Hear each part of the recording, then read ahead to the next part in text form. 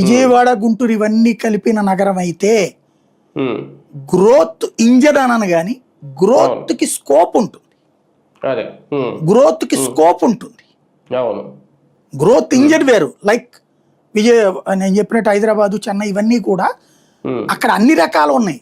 Manufacturing sector, తర్వాత దాన్ని ఏమంటారు మన సర్వీస్ సెక్టారు, అన్ని కలిపి ఉన్నాయి. అవి అడ్మినిస్ట్రేరియల్ అన్ని కలిపి, కాబట్టి అవి గ్రోత్ ఇంజన్స్.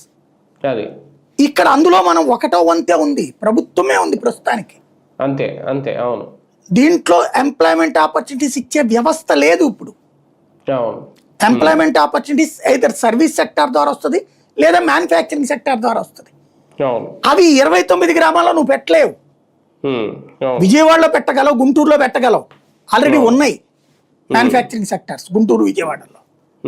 బొమ్మలు తయారు చేసే దగ్గర నుంచి, పప్పు చెక్కలు తయారు చేసే దగ్గర నుంచి, స్టీల్ సామాన్ల దాకా అనేక ఉన్నాయి మ్యానుఫ్యాక్చరింగ్ సెక్టార్. వాటికి యాడెడ్ అడ్వాంటేజ్ అవుతుంది రాజధాని.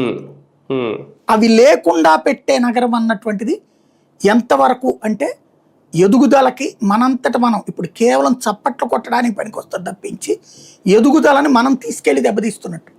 ఉట్టి 29 గ్రామాలు అయితే ఇవి కలిపితే ఇప్పటికిప్పుడు ఎదక్కపోయినా ఎదుగుదలకు ఒక స్కోప్ ఉంటుంది మనకి. ఇవన్నీ కలిపితే టైం తీసుకుంటుంది. నేను ఎంతకుముందు చెప్పా, ఇప్పుడు చెప్తా, ఎప్పుడు చెప్తా. వైజాగ్ అయితే 25 ఏళ్లలో ఫైటింగ్ ఇస్తుంది, వాటికి అధిగమించదు, ఫైటింగ్ ఇస్తుంది, వాటితో పోటీ పడగలిగిన స్థాయికి వస్తుంది. అమరావతి అయితే 50 ఏళ్ళు పట్టచ్చు, 75 ఏళ్ళు పట్టచ్చు.